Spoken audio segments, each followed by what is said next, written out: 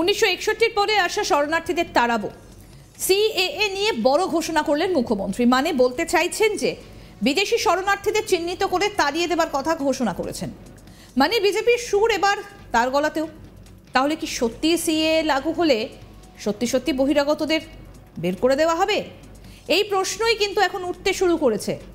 কারণ 1961 পরে আসা শরণার্থীদের তাড়াবো, সিএএ নিয়ে বড় ঘোষণা কে করছেন? না মুখ্যমন্ত্রী করছেন।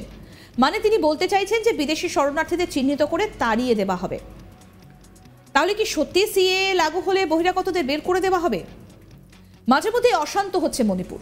তার মধ্যেই মণিপুরের মুখ্যমন্ত্রী এন বীরেন সিং সোমবার এই ঘোষণা করেছেন। মানে আমরা মণিপুরের মুখ্যমন্ত্রীর কথা বলছি। 1961 সালের পরে যারা মণিপুরে এসেছেন, এখানে থাকছেন, তারা যে সম্প্রদায়ের যে জাতিরই হন না কেন, তাদেরকে ওই রাজ্য থেকে চলে যেতে হবে।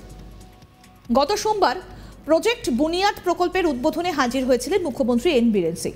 বক্তব্য রাখতে উঠে বেশ জোরের সঙ্গে বলেছেন 1961 সালকে একটা চূড়ান্ত বছর হিসেবে ধরা হচ্ছে। মণিপুরের ইনার লাইন পারমিট সিস্টেমকে কার্যকরী করার জন্য এই বছরকে নির্দিষ্ট করা হয়েছে। এদিকে এর আগে বীরেন সিং 2022 সালে বলেছিলেন এটা হলো অস্তিত্ব রক্ষার লড়াই। এদিকে রাজ্য মন্ত্রিসভা 1961 সালটিকে নির্দিষ্ট করার ব্যাপারে মতামত দিয়েছিল। তবে এবার একাধিক সিভিল সোসাইটি গ্রুপ এবং রাজনৈতিক দল 1951 সালটিকে নির্দিষ্ট বছর হিসেবে ঘোষণা করার ব্যাপারে জানিয়েছিলেন। জানুয়ারির শেষ থেকে মণিপুরের অন্তত 10টি রাজনৈতিক দল সেখানকার মুখ্যমন্ত্রী এন বীরেন সিং এর কাছে আবেদন করেছিলেন। তাদের দাবি, মণিপুর ইস্যু নিয়ে এবার ভারতের প্রধানমন্ত্রীর সঙ্গে আলোচনায় বসতে হবে। কংগ্রেস, জনতা দল, সিপিআই, তৃণমূল কংগ্রেস, আম আদমি পার্টি, শিবসেনা সহ একাধিক দল রবিবার সন্ধ্যায় মুখ্যমন্ত্রীর কাছে একটা স্মারকলিপিও জমা দিয়েছে। মুখ্যমন্ত্রী উল্লেখ করেছিলেন, মণিপুরের বর্তমান পরিস্থিতি নিয়ে আমার সচিবালয়ে 10টি রাজনৈতিক দলের প্রতিনিধিদের সঙ্গে বৈঠক করেছি। গঠনমূলক আলোচনা অনুষ্ঠিত হয়েছে। মুখ্যমন্ত্রী এন বীরেন সিং তার অফিসিয়াল এক্স অ্যাকাউন্টে পোস্টও করেছিলেন।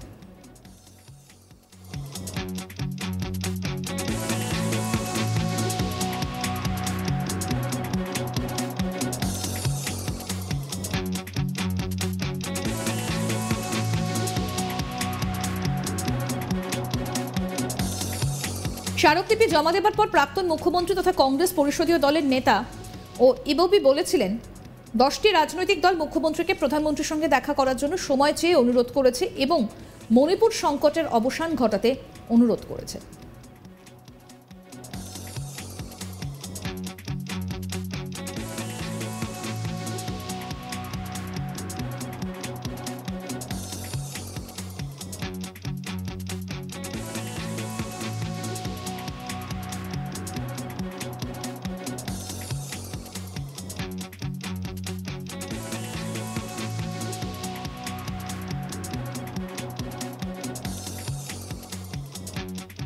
উনিশশো 61 পরে আসা শরণার্থীদের তাড়াবো, সিএএ নিয়ে বড় ঘোষণা করলেন মুখ্যমন্ত্রী। মানে বলতে চাইছেন যে বিদেশি শরণার্থীদের চিহ্নিত করে তাড়িয়ে দেবার কথা ঘোষণা করেছেন।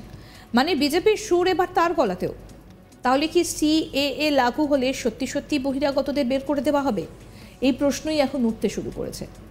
মাঝে মধ্যেই অশান্ত হয়ে উঠছে মণিপুর। আর তার মধ্যেই মণিপুরের মুখ্যমন্ত্রী এন বীরেন সিং সোমবার ঘোষণা করেছেন 1961 সালের পর যারা মণিপুরে এসেছেন, এখানে থাকছেন, তারা যে সম্প্রদায়ের যে জাতিরই হন না কেন, তাদেরকে ওই রাজ্য থেকে চলে যেতে হবে। গত সোমবার প্রজেক্ট বুনিয়াদ প্রকল্পের উদ্বোধনে হাজির হয়েছিলেন মুখ্যমন্ত্রী এন বীরেন সিং। বক্তব্য রাখতে উঠে বেশ জোরের সঙ্গে বলেছেন 1961 সালকে একটা চূড়ান্ত বছর হিসেবে ধরা হচ্ছে। মণিপুরের ইনার লাইন পারমিট সিস্টেমকে কার্যকরী করার জন্য এই বছরকে নির্দিষ্ট করা হয়েছে। এদিকে এর আগে বীরেন সিং 2022 সালে বলেছিলেন এটা হলো অস্তিত্ব রক্ষার লড়াই। এদিকে রাজ্য মন্ত্রিসভা 1961 সালটিকে নির্দিষ্ট করার ব্যাপারে মতামত দিয়েছিল। তবে এবার একাধিক সিভিল সোসাইটি গ্রুপ এবং রাজনৈতিক দল 1961 সালটিকে নির্দিষ্ট বছর হিসেবে ঘোষণা করার ব্যাপারে জানিয়েছিলেন। জানুয়ারির শেষ থেকে মণিপুরের অন্তত 10টি রাজনৈতিক দল সেখানকার মুখ্যমন্ত্রী এন বীরেন সিং এর কাছে আবেদন করেছিলেন। তাদের দাবি, মণিপুর ইস্যু নিয়ে এবার ভারতের প্রধানমন্ত্রীর সঙ্গে আলোচনায় বসতে হবে। কংগ্রেস, জনতা দল, সিপিআই, তৃণমূল কংগ্রেস, আম আদমি পার্টি, শিবসেনা সহ একাধিক দল রবিবার সন্ধ্যায় মুখ্যমন্ত্রীর কাছে একটি স্মারকলিপি জমা দিয়েছে। মুখ্যমন্ত্রী উল্লেখ করেছিলেন, মণিপুরের বর্তমান পরিস্থিতি নিয়ে আমার সচিবালয়ে 10টি রাজনৈতিক দলের প্রতিনিধিদের সঙ্গে বৈঠক করেছি।